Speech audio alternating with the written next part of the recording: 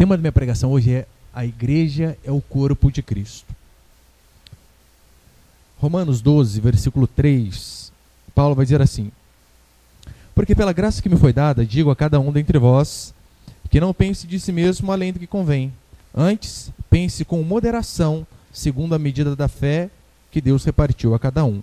Porque assim como num só corpo tem muitos membros, mas nem todos os membros têm a mesma função, assim também nós, conquanto muitos, somos um só corpo em Cristo, e membros uns dos outros.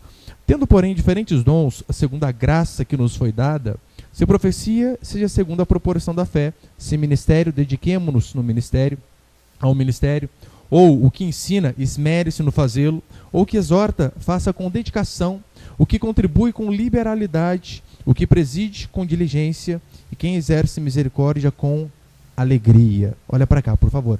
Hoje eu vou falar mais da questão natural, dos nossos talentos naturais em relação à igreja.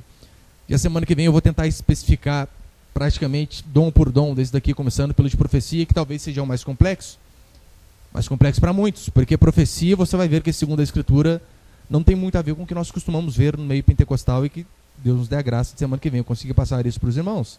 Mas hoje eu vou falar mais da questão dos talentos, que também são dons. Dom significa presente, daquilo que Deus nos dá e como nós devemos usá-lo, seja na igreja, que é o corpo de Cristo, aqui como congregação, e também seja na nossa vida, fora, né, da congregação dos santos.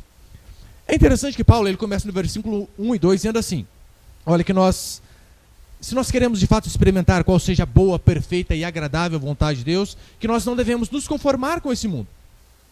E dessa forma nós experimentaremos a boa vontade de Deus. E logo depois ele já faz aqui um link no versículo 3 dizendo: olha, porque pela graça que me foi dada, digo a cada um de vós que não pense de si mesmo além do que convém. E depois ele diz que nós temos um lugar no corpo de Cristo. Ou seja, Paulo está dizendo de forma bem explícita que a sua satisfação como ser humano, como homem, como mulher, passa por você enxergar qual é a sua função dentro da igreja, dentro do corpo de Cristo e também dentro da sociedade. Porque, meu irmão, se você não sabe o propósito de Deus para a sua vida, é bem provável que você passe a vida toda frustrado, querendo saber: eu nasci para quê? O que eu devo fazer? Onde eu devo trabalhar? Que forma eu devo servir a Deus? Na congregação, na igreja? E essas coisas acabam nos atrapalhando. E que Deus nos dê a graça. Eu vou tentar ser bem prático aqui. O primeiro princípio é o seguinte: põe ali, por favor, meu irmão. Não temos a mesma função no corpo. No corpo, é claro, né? No corpo de Cristo, a igreja. Esse é um erro que as pessoas às vezes tendem a cometer. Achar que todos na igreja devem ser iguais. E Paulo aqui ele faz uma analogia maravilhosa, dizendo: olha, nós somos o corpo. E você não vê um corpo só de olhos, só de ouvidos, só de braços, mas cada um tem uma função em si. Um depende do outro, todos estão interligados e todos estão submissos à cabeça. Esse é o objetivo do cristianismo. Mas não só aqui na carta de Paulo aos Romanos, em Efésios Paulo faz alusão ao corpo de Cristo, 2 vezes ainda. Na primeira carta dele aos Coríntios também. Você pode pôr ali, por favor? É um texto um pouquinho longo, mas só para você entender. Olha como que Paulo faz uma ótima analogia de como deve funcionar a igreja. Porque assim como o corpo tem muitos membros, e todos os membros, sendo muitos, constituem um só corpo, assim também com respeito a Cristo. Pois em um só Espírito todos nós fomos batizados em um corpo, quer judeus, gregos, quer escravos, quer livres, e a todos nós foi dado beber de um só Espírito. Porque também o corpo não é um só membro, mas muitos. Se disser o pé: porque não sou mão, não sou do corpo, nem por isso deixa de ser do corpo. Se o ouvido disser: porque não sou olho, não sou do corpo, nem por isso deixa de ser. Olha que interessante Paulo está dizendo. Imagine que o ouvido comece a reclamar: ah, mas eu queria ser olho. Não, você é ouvido. Você está em outra função, mas você é importantíssimo para o corpo da mesma forma. Se o pé disser: olha, mas eu queria falar. Não, a sua função é caminhar, é sustentar o corpo. Mas você continua sendo parte do corpo. Põe o próximo. Ele continua dizendo. Põe para frente aí. Se todos, porém, fossem um só membro, onde estaria o corpo? Você imagina um corpo só de olho? Quem que ia andar? Quem que ia palpar? Quem que ia cheirar? É isso que Paulo está dizendo. Assim é a igreja. Se todos, porém, fossem um só membro, onde estaria o corpo? O certo é que há muitos membros, mas um só corpo. Não podem os olhos dizer à mão, não precisamos de ti, nem ainda a cabeça aos pés, não preciso de vós. Pelo contrário, os membros do corpo que parecem ser mais fracos são necessários, e os que nos parecem menos dignos no corpo, a estes damos muito maior honra. Também os que em nós não são decorosos revestimos de especial honra. Olha o que Paulo está dizendo. Nenhum membro do corpo pode dizer assim, olha, a mão é algo fantástico. E por conta disso ela desprezar o joelho, porque o joelho não pega em nada. Então Paulo, na carta dele aos Coríntios, em Efésios e aqui em Romanos, ele faz essa analogia maravilhosa, dizendo, olha, nós, como igreja de Deus, temos diferentes funções aqui, dentro do corpo de Cristo.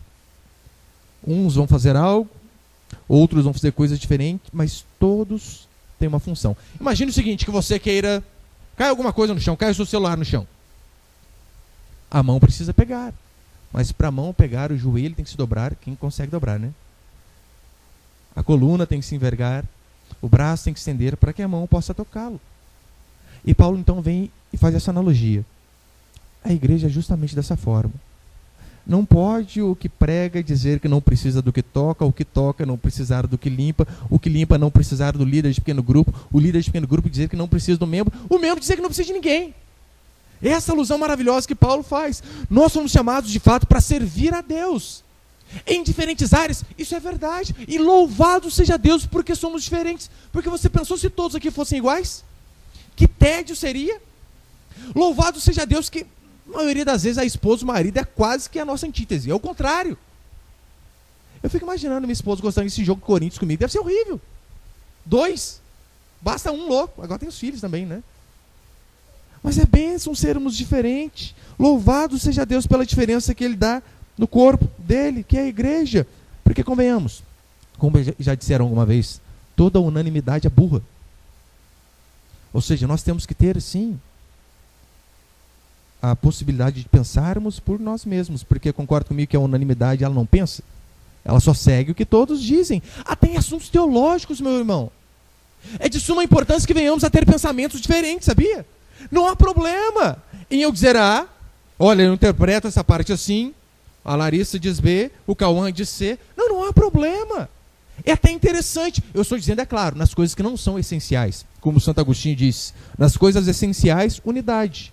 Nas coisas não essenciais, liberdade. E em todas as coisas, caridade. Naquilo que é central em relação ao Evangelho, precisamos ser um. No que tange a salvação é mediante a fé. E não meritocrática. Isso nós precisamos ser uníssonos. Agora, escatologia, que é um assunto mais difícil do que escatologia. Pastor, como que vai ser o fim? O que vem primeiro? Não sei, eu vou falar para você um tanto de posições que todas têm uma base bíblica. Liberdade. Em todas as coisas, caridade, amor. Cada um tem uma parte, uma função diferente dentro do corpo. E cada um de nós somos importantes. Portanto, não é necessário, como talvez você aprendeu, eu pelo menos aprendi durante muito tempo assim. Olha, que toda pessoa que se converte, ela precisa largar tudo que ela está fazendo para viver só na igreja. Isso é mentira. Nem todos foram chamados para viver de forma integral dentro da igreja, trabalhando em prol da igreja. Nem todos. Nem todos foram chamados para serem pastores. Eu, pelo menos durante muitos anos, eu aprendi isso daí. Olha, Deus valoriza aquele que é integral na sua obra. Aquele que é assalariado, aquele que vive na igreja e vive para a igreja. Engano.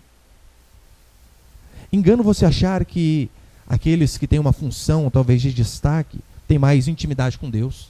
Ó, fulano toca, fulano canta, por isso ele é mais chegadinho de Deus. É mentira. Não há diferença. Deus não tem preferidos.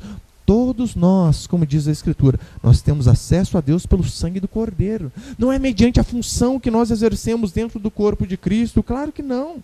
É claro, nem todos foram chamados para liderar, para ser cantores, músicos. Mas uma coisa é fato. Todos nós fomos chamados para trabalhar dentro da igreja. Para trabalhar no corpo de Cristo. Todos nós, sem exceção. Você não precisa ser um pastor para viver de forma integral. Você precisa viver de forma integral na sua casa, nos seus relacionamentos, no seu trabalho, na sua vida cotidiana normal. Você tem que lembrar que você vive para Deus. Cada um com o seu talento, com o seu dom, com a sua vocação. Mas todos nós somos destinados a glorificar a Deus. Seja quando nos reunimos como igreja, Seja quando você trabalha, independente de qual função você exerça. Todos nós fomos chamados para glorificar a Deus. Lutero, ele diz uma frase que é a seguinte: você pode ser tão bom cristão varrendo o assoalho como sendo um monge ou uma freira. É claro que ele falava isso do ponto de vista de um monge católico que ele era, mas é verdade. Ele diz, olha, você pode ser um bom cristão na tarefa mais simples, talvez, varrer um chão, como sendo monge, sendo uma freira, um diácono, ou seja lá o que for. Se você não entende isso, é porque você não conseguiu compreender essa analogia do corpo, que cada um tem uma função e cada um deve desempenhar a sua função. Pastor, todos foram chamados, por exemplo, para liderar um pequeno grupo? Não, não foram todos. Eu lembro que da igreja que eu vim era assim, né? Tinha até um slogan: todo membro deve ser um líder de pequeno grupo. E eu achava que lá era interessantíssimo. Foi assim mesmo. Como que pode alguém querer servir a Deus, mas não querer liderar um pequeno grupo? Mas depois eu comecei a pensar, se todos forem líderes de pequeno grupo, quem vai ser liderado? Se todos forem pastores, meu Deus do céu, quem vai ser ovelha? Se todos querem ser cacique, meu Deus, quem vai ser o índio?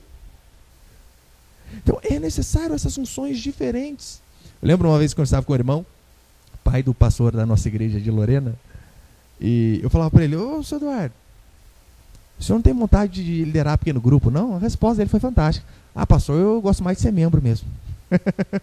E ele não está errado. Cada um dentro da sua função, e quem conhece ele sabe, né? Ele é um senhor monstro de forte assim. A igreja precisa de segurança. Qualquer BOzinho que dá, fulano, já se levanta, o povo já se borra já. Cada um dentro da sua função. Mas segundo princípio, põe ali, por favor, meu irmão. Segundo princípio, somos membros uns dos outros. Assim como no corpo, igual eu falei semana passada, um braço decepado não tem função alguma. Por quê? Porque ele não está recebendo sangue. Porque ele não está acoplado ao resto do corpo. Da mesma forma, nós somos membros uns dos outros.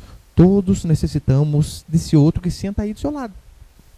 Precisamos. Por mais que você pense que não, mas nós somos membros uns dos outros. E se há uma coisa importante, é você descobrir a sua função. Isso é de suma importância. Mas é uma coisa tão importante quanto é você saber da importância da sua relação com os outros membros do corpo. Ou seja, com esses irmãos que nós congregamos dia a dia. É de suma importância que você saiba qual que é a sua relação para com eles. Porque o objetivo do corpo, como Paulo diz, é unidos, ligados à cabeça, andarmos obedecendo aquilo que o nosso Senhor nos ordena. Diferentes funções, sim, mas sempre lembrando que somos complementares, que um complementa o outro. Você percebeu que na igreja nem todos têm o mesmo gosto? Por exemplo, nem todos gostam de falar. Fala que vai dar um microfone ainda, tem gente que tem quase tremedeira, né? Não, pastor, pelo amor de Deus. Quantos irmãos já falei, irmão, vai lá testemunhar na igreja, irmã, vai lá testemunhar. Pastor, eu conto para o senhor conta. Eu não quero, não. Tem pessoas que não têm esse dom de chegar e simplesmente relatar algo que Deus fez na vida dela. Não gostam muito de falar. Mas às vezes elas não desembocam bem esta função. Mas você já percebeu, às vezes, o quanto elas fazem em outra área? Não é? Tem uma irmã da nossa igreja, é uma bênção. A Rosana, você quase não consegue ouvir a voz dela. Quase não consegue ouvir. Daí você pensa, pastor, mas ela é muito introvertida, tímida demais. Ela pode não falar. Meu irmão, mas tanto trabalho aquela mulher, meu Deus do céu. Limpa a igreja sozinha, faz um monte de coisa. Funções diferentes. As irmãs que ajudam na pizza, talvez elas não tenham habilidade de cantar, não tenham habilidade de estar fazendo outra coisa, ministrando para crianças, por exemplo, mas têm a habilidade, o dom de ajudar. E vão falar que não são úteis? Claro que são, muito. Seja no bazar, seja quando nós fazemos pizza. Agora, imagine o seguinte, para que alguém pegue o microfone e cante, há um monte de pessoas trabalhando por detrás disso. Há pessoas que venderam pizza, há pessoas que foram fiéis com dízimo, há pessoas que ajudam na limpeza, para que você chegue e você esteja sentado neste lugar que você está, de forma confortável, para que você estivesse hoje com esse ventinho, graças a Deus, batendo em você. Irmãos tiveram que instalar ventiladores. Consegue ver como que nós precisamos entender a nossa ligação com os membros que estão ao nosso lado? Isso é de suma importância. Você precisa só achar o seu lugar dentro do corpo, a sua função. Porque se você ler seja o que Paulo diz em Efésios, em Coríntios, aqui em Romanos, essas listas das funções que não são muito exaustivas, você vai ver que nenhuma delas tem um dom assim, dom de esquentar banco. Seu trabalho é vir ou vir embora. Não tem. Todos nós podemos e devemos fazer alguma coisa para que o corpo funcione. É necessário que todos colaborem. Nenhum membro de igreja é destituído de importância. Cada um dentro da sua função é fundamental para que a igreja de fato possa avançar. Olha que interessante, no verso 3, eu preguei mais especificamente semana passada sobre ele, mas ele diz assim: porque pela graça que me foi dada, Paulo dizendo, porque pela graça que me foi dada, digo a cada um dentre vós, que não pense de si mesmo além do que convém. Ou seja, não pense além daquilo que Deus te deu, do dom, da graça que Deus te deu. Isso serve por um lado, por exemplo, imagina que aqui o irmão Edivaldo, ele vem e prega e alguém diz: irmão, que pregação, foi uma bênção. Ele diz: eu não sou nada, sou só um instrumento. Às vezes é falsa humildade. Temos que sim, louvado seja Deus por usar a minha vida. É o talento que Deus nos dá. Mas não podemos também ir para o outro extremo, que talvez seja pior, que é você tentar fazer algo para aquilo que você não foi chamado. Você imagina eu pegar esse microfone aqui e usar ele como martelo. Ó,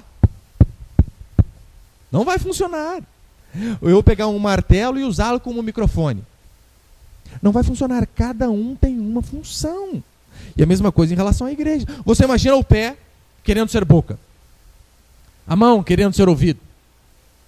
Temos que saber, olha, há coisas que eu posso fazer, há coisas que eu tenho já um talento natural para fazer, há coisas, meu irmão, que não dá para você fazer. Não dá. Eu, por exemplo, eu tenho coisas que eu não dou para fazer de jeito nenhum. Cozinha, Deus me livre. Faz 19 anos que eu estou com a minha esposa, 19 anos que ela disse: faz uma coisa de comer, eu compro frango assado. Eu não dou conta.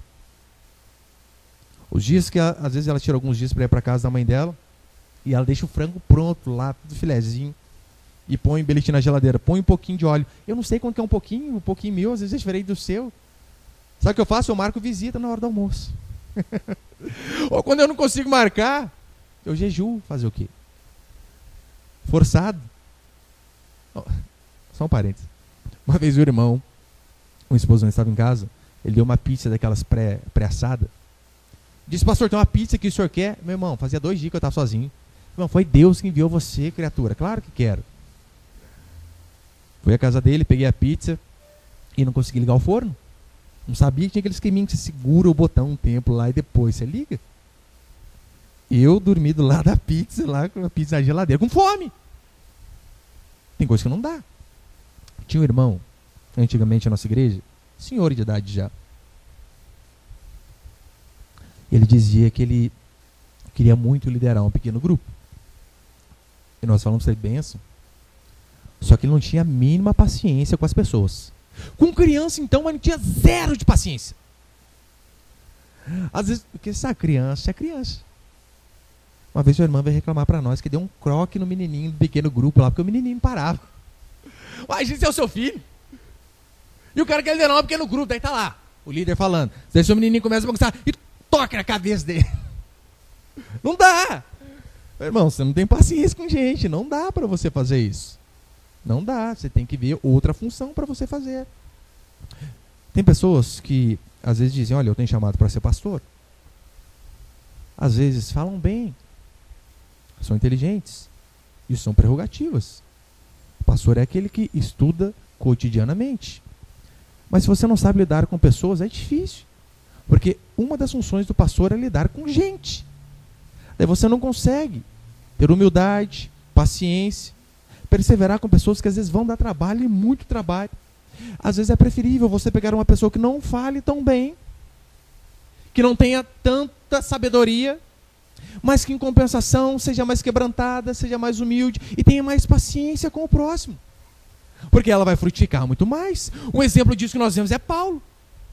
Paulo, as cartas dele eram muito duras, suas cartas.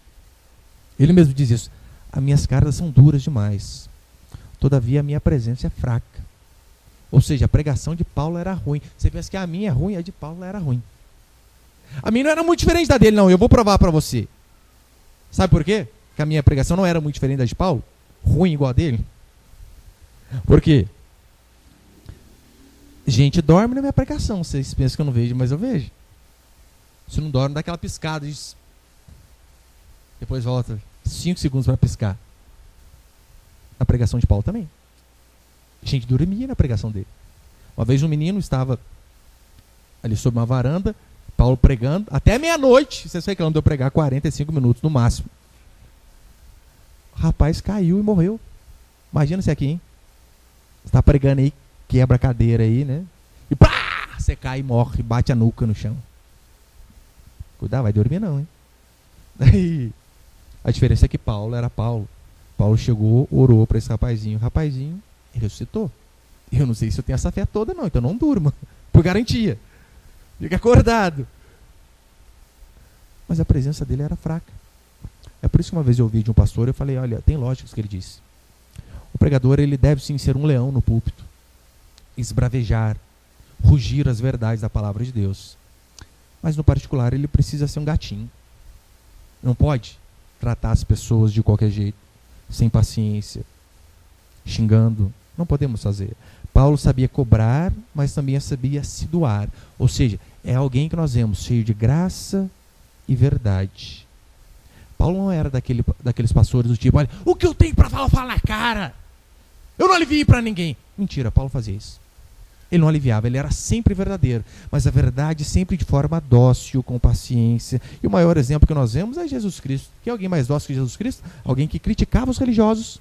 Mas qualquer prostituta, qualquer ladrão que chegava arrependido, qualquer leproso que chegava com o coração quebrantado diante dele, ele tinha paciência, perseverança e dizia, olha, vai, não peques mais. Levante-se. Agora caminho novo. E terceiro, e último princípio para encerrar, põe ali, por favor.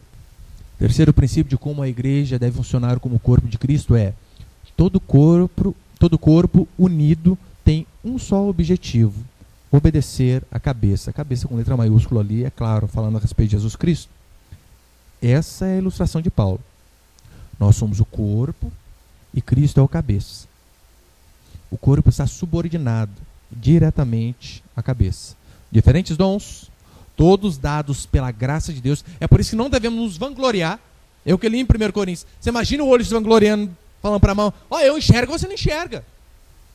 E a mão diz, mas o que você pega com esse olho? Nada. Mesma coisa em relação aos nossos dons naturais dentro da igreja. Tudo é dado pela graça de Deus e não para a vanglória do homem. É por isso que há um grande problema quando membros do corpo, em primeiro lugar, não obedecem à cabeça, que é Cristo Jesus através da sua palavra, e consequentemente não se importam com os demais membros. Se uma parte do seu corpo age não em obediência à cabeça, ou age diferentemente dos membros, é porque ela está doente. Você já viu alguém com epilepsia ou convulsão?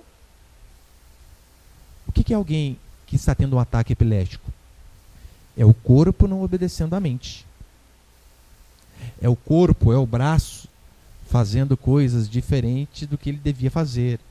É a cabeça batendo no chão. É as pernas se batendo. Ou seja, agindo de forma solitária. Agindo de forma independente. E muitas igrejas, infelizmente, são totalmente epiléticas. Membros que agem por conta própria, líderes que fazem o que dá na telha, pastores que não consultam ninguém para tomar as decisões importantes da igreja. E se tem um exemplo de uma igreja totalmente em convulsão epilética, é a igreja de Corinto. É por isso que Paulo repreende severamente. Sabe por quê? Quando um pregava, o outro cantava enquanto o pastor estava pregando. O outro falava junto com o pastor. Um começava a falar em língua estranha, que na verdade eram idiomas. O outro começava, e ninguém interpretava nada. As pessoas que passavam do lado de fora diziam, esse povo é louco. O que é essa gritaria dentro daquele salão? Algo parecido com o que nós vemos hoje ou não? Totalmente. Totalmente parecido. É por isso que Paulo vem e repreende dizendo que tudo seja feito com ordem e decência. Não pode haver igrejas epiléticas onde cada um faz o que dá na telha. Onde um está pregando, o outro está gritando, o outro está rolando, o outro está dançando, o outro está virando cambalhota, o outro está dando duplo escarpado. Não, não pode. Um fala, os demais julgam. É o que diz a Escritura. Por isso que Paulo repreende-os dizendo, olha, Deus não é um Deus de confusão, e sim de paz, porque ações independentes de membros agindo por conta própria, em submissão, ego, orgulho, arrogância, o resultado é confusão e caos. Portanto, saiba disso, você está inserido em um corpo, e você tem muita importância nesse corpo. Por mais que você ache, pastor, para que eu sirvo? Se cada um da igreja é uma parte do corpo de Cristo, eu acho que eu sou o dedinho e mindinho do pé. Sirvo só para tropeçar na mesa de centro. Claro que não. Uma vez eu ouvi um especialista dizendo isso, não sei se é verdade, que se você perder o dedinho do pé, você perde parte do equilíbrio do corpo. Então até aqueles membros, como Paulo diz, que nós não damos muito valor. Paulo disse que ele também é de suma importância. Além do mais, você não precisa nem machucar o dedinho do pé. Pega uma frieira no vão do dedo e não cuida. Lá no dedinho mesmo. Você vai ver, se você não cuidar, aquilo ali vai infeccionar. A sua temperatura vai começar a subir. Você vai ficar com febre, você vai transpirar. Você pode chegar até a delirar. Por quê? O sangue que corre lá no pé é o mesmo sangue que corre por todo o corpo. Então é de suma importância que você veja que você sim, meu irmão e minha irmã, tem uma importância dentro do corpo de Cristo. Ou se nós envenenamos o dedo, todo o sistema ficará envenenado. Essa é a verdade que Paulo passa para nós. Portanto, aprenda a se preocupar com a sua função dentro do corpo de Cristo, mas também se preocupar com um membro do lado que talvez esteja passando por momentos difíceis. Isso é ser cristão. Não é simplesmente você ser um braço forte e ver um espinho na perna e dizer assim, o espinho está na perna, não está no braço, portanto a perna que se vire. Isso não é cristianismo. Cristianismo é quando a mão vê um espinho na perna e ela faz de tudo o que ela puder para tirar aquele espinho, para ajudar aquele membro que está sofrendo. E a mesma coisa em relação aos irmãos. Você não pode se preocupar apenas com você, meu irmão e minha irmã. Achar que você vindo para a igreja, o resto que se exploda. É você às vezes ter um carro, passar no caminho de alguém, saber que aquela pessoa não tem condição de ir, e você dizer, fazer o quê, né? Ele não tem carro, eu tenho. Você é uma parte do corpo de Cristo que não está se importando com o resto dos membros. E se aquele membro sofrer, mais cedo ou mais tarde você e todos também sofrerão. É assim que funciona. Um deve ajudar o outro, na medida do que ele pode, na medida das necessidades de quem precisa. É claro, tem membro que é quase um sanguessuga, né? Ele não faz nada, ele só quer sugar. Esses nós ensinamos. Mas se nós vemos alguém passando por algum problema, alguma necessidade, nós temos a obrigação, se não for espiritual, moral, de ajudar as pessoas. E as enfermidades na igreja, para encerrar, você pode ter certeza, elas não são só físicas. Não é só um membro que tem dificuldade em pagar a conta de luz, o outro que tem dificuldade com a alimentação, o outro que tem dificuldade com o aluguel. Não, não é só isso. Muitas das enfermidades dentro da igreja são enfermidades espirituais, do tipo amargura. A amargura é algo terrível. Você sabia que uma pessoa amarga outras pessoas? Você já fez um omelete? Daí você manda um ovo, 2, 3, 4. De repente você manda o quinto, estava choco. Você não viu? Terrível, né? O que você faz? Você arranca a parte ali que está podre? Você perde todo o omelete. Tudo. Pessoas amargas são assim. Não que elas tenham que ser tiradas de forma alguma, mas elas precisam ser ensinadas, porque uma vai amargurando a outra. E é terrível, você imagina, daí está lá, o irmão está chateado com a irmã. Em vez de ele resolver com ela, como diz a Escritura, Mateus 18, se teu irmão pecar contra ti, vai arguir entre ti e ele só. O que ele faz? Ele vai e reclama com o outro. Nossa, viu o que fulano fez? Puxa vida, nunca pensei que ia ouvir isso da boca dele. Viu o que ele disse? Mas ele não resolve com a pessoa que aparentemente errou com ele. Daí ele está chateado, ele chega e comenta. Imagina, só ilustração, eu estou chateado com o Marcos. Não estou não, só ilustração. Daí, em vez de eu ir resolver com ele, eu vou lá à casa do Robson, com a Larissa, e digo, vocês não sabem o que o Marcos fez, meu Deus do céu. Não gravou a pregação de novo. Isso eu fico chateado, mas passa. Depois uns 3 dias. Brincadeira, menos. Daí eu vou lá e fico reclamando com eles. Mas como que pode? Nunca viu irmão competente, cara, é só apertar o botãozinho que resolve. Ele esquece.